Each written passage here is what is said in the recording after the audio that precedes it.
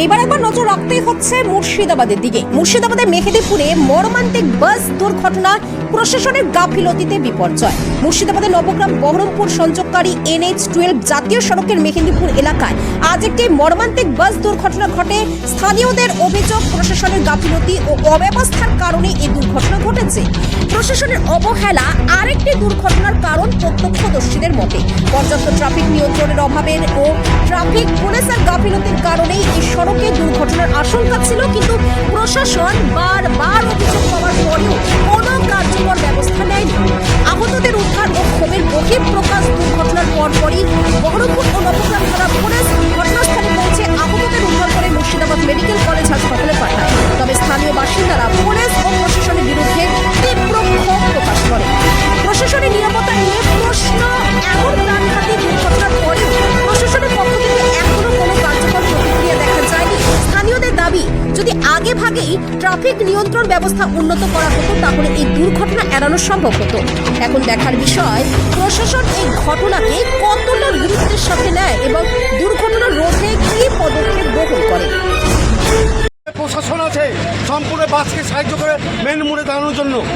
আমরা বারবার বলি প্রশাসনকে, বারবার বলি কি বাসটা মেন মোড়ে দাঁড়া করেন না, আপনি টপিকটা দাঁড়া করেন। একটা কোম্পানি সরকারি লেভেলে বহু টাকা দিয়ে খরচ করা আছে এই টপিকটা চালু করেন। বহরমপুরের ট্রাফিক পুলিশ একটা কথা আমাদের মানে না। আমরা নবগ্রামের প্রশাসনকে জানাইছি, নবগ্রাম প্রশাসন যথেষ্ট আমাদেরকে সহায়তা করে, কিন্তু বহরমপুরের ট্রাফিক পুলিশ আমাদেরকে সহায়তা করে না। এই যে কতজন ক্ষতি হয়েছে বলে মনে হচ্ছে? প্রচুর মোটামুটি 20-25 জন আহত হয়েছে।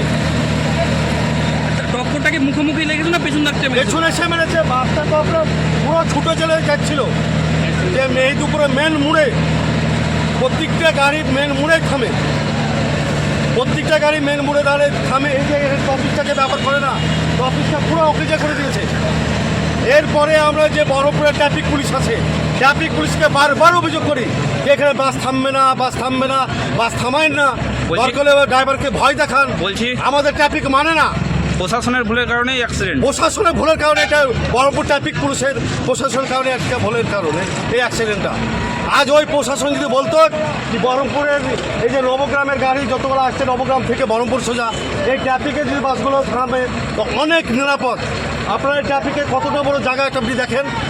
আর আমার যে মেহেদিপুর মোড় পপারে এইদিকে বাস যে দাঁড়াচ্ছে, আপনার বহরমপুর সোজায় যে আমার আদমপুর মেহেদিপুরের যে মিডিলের রাস্তার ওখানে বাস দাঁড়িয়েছে, লোক চলাফেরা খুব অসুবিধা হচ্ছে। এত বারবার বহরমপুর ট্রাফিককে বলছি, কোনো মতে আমাদের কথা মানে না। এখন দাবি যেন বাসটা এখানে দাঁড়ায়, বাসটা এখানে আমাদের যেন থামে, এটা আমাদের দাবি। তাহলে কত ঘন্টা কমবে? তাহলে অবশ্যই ঘটনাটা কমবে। আপনার নাম? আমার নাম আব্দুল সালাম শেখ, বাড়ি লোকাল, বাড়ি মেহেদিপুর।